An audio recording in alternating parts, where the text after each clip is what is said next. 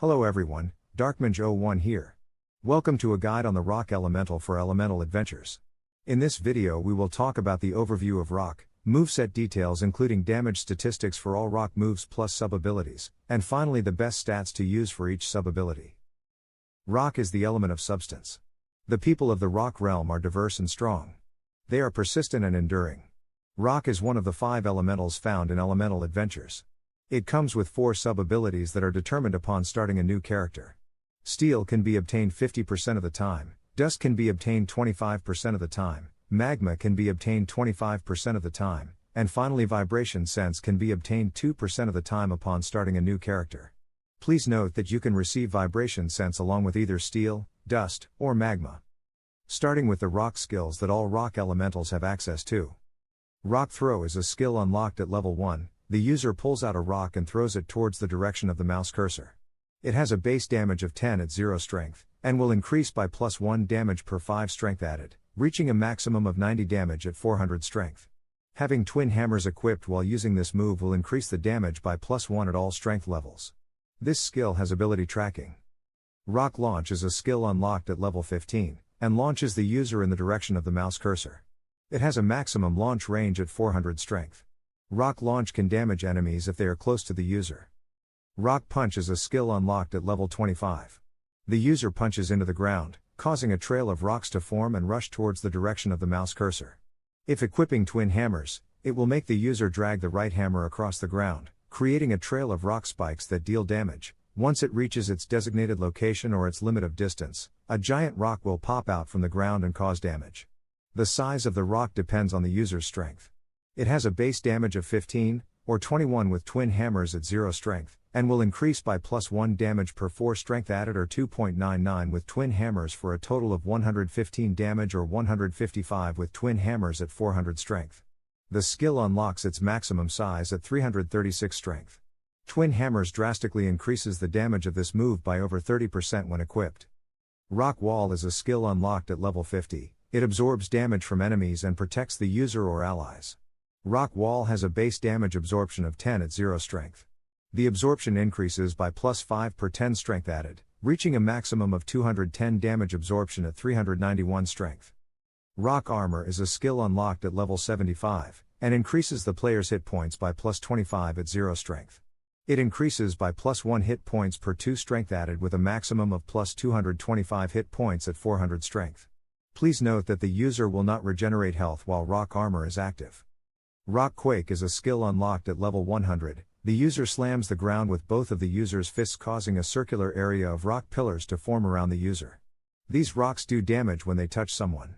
It has a base damage per spike of 10 at 0 strength, and increases by +1 damage per 4.26 strength added with a maximum damage per spike of 104 at 400 strength. Rock Quake has a maximum radius of 5 spikes with 1 spike radius increase at 85 strength, 169 strength, 252 strength, and finally its maximum size is unlocked at 336 strength. Having twin hammers equipped will add +1 damage at all strength levels. The final skill that all Rock elementals have access to is called Rock Cuffs. This skill can be unlocked at level 400 through an ability scroll that randomly spawns on the map, or purchased from the warrior on Warrior Island.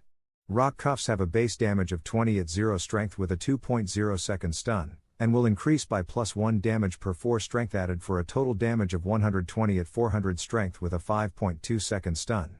Please note that the stun caused by Rock Cuffs will increase by 8 milliseconds per strength added, or 1 second per 125 strength added. Hitting the opponent on the top half of their hurtbox will cause them to put their hands behind their back, restricting their ability to use skills or dash, but they can still move at walking speed. Hitting the opponent on the bottom half of their hurtbox will cause them to be rooted in place, leaving them unable to act entirely for the duration of the stun.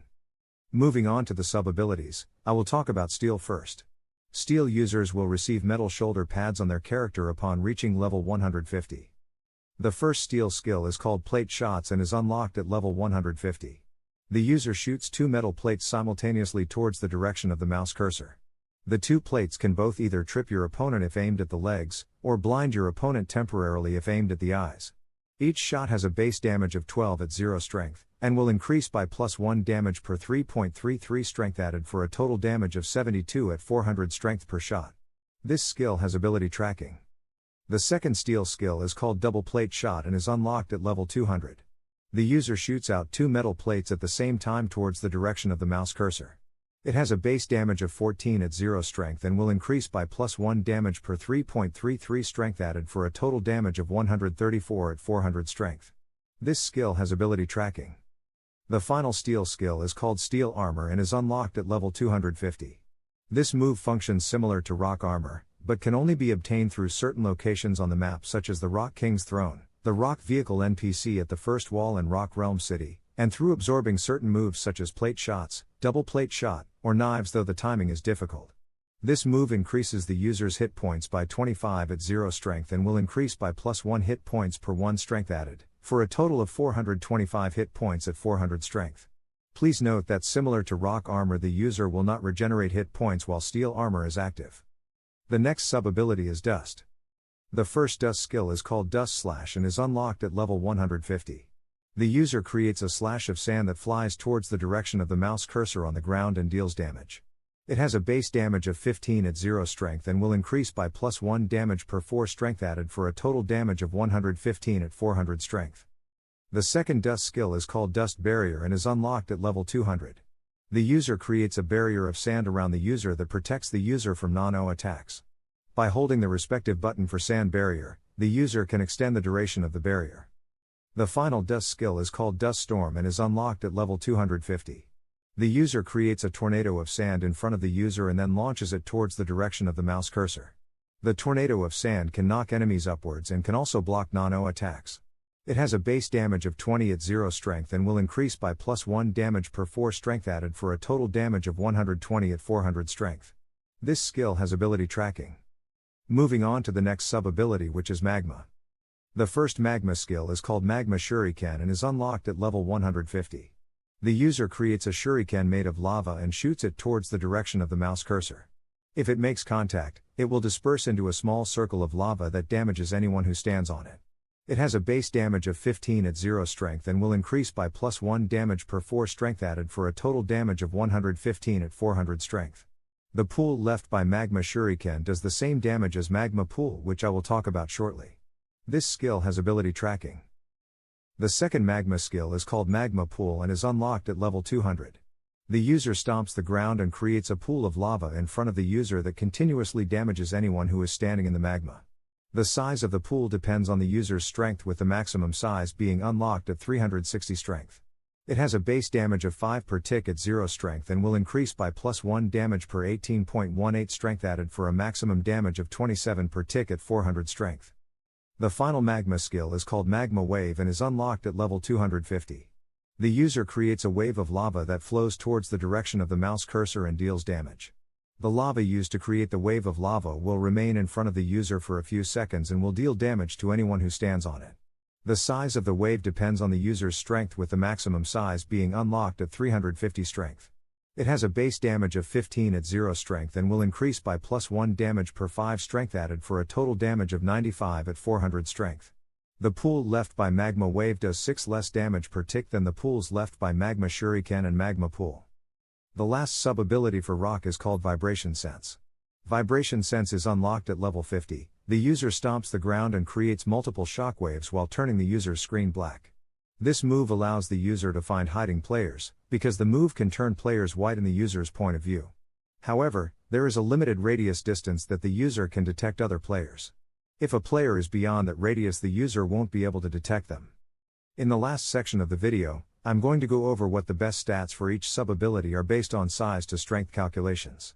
For Steel and Dust users, I recommend 339 strength, with the leftover stats being distributed into defense or stamina based on the user's preferences.